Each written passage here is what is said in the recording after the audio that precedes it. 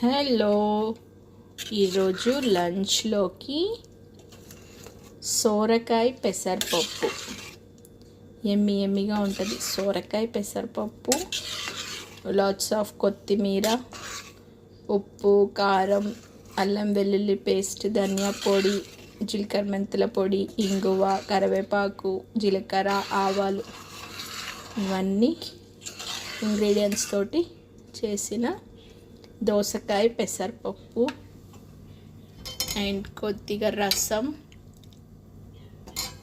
మిరియాల రసం ఇది. అండ్ ఇది సోరకాయ పొట్టు, కొద్దిగా సోరకాయ పొట్టు, సోరకాయ ఒక హాఫ్ ముక్క, పచ్చిమిర్చి, నువ్వులు, చింతపండుతో చేసిన సోరకాయ పచ్చడి. చాలా ఎమ్మిగా ఉంటుంది.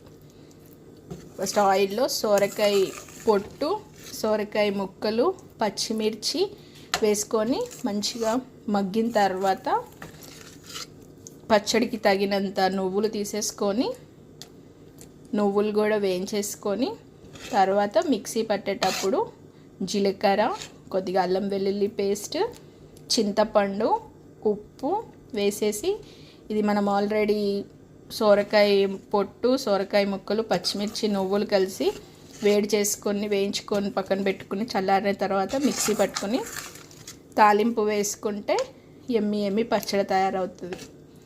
తాలింపులో జీలకర్ర, ఆవాలు, ఎండుమిర్చి, కరివేపాకు, కొద్దిగా పసుపు, కొద్దిగా ఇంగువ వేసి తాలింపు పెట్టుకుంటే ఈ సోరకాయ పచ్చడి చాలా బాగుంటుంది. వీటన్నిటికీ కాంబినేషన్ రైస్. ఇది బ్రౌన్ రైస్,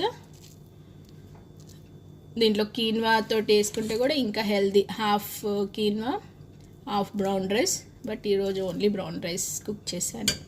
ఇంకా ఇది ఈరోజు లంచ్, ఎమ్మి లంచ్.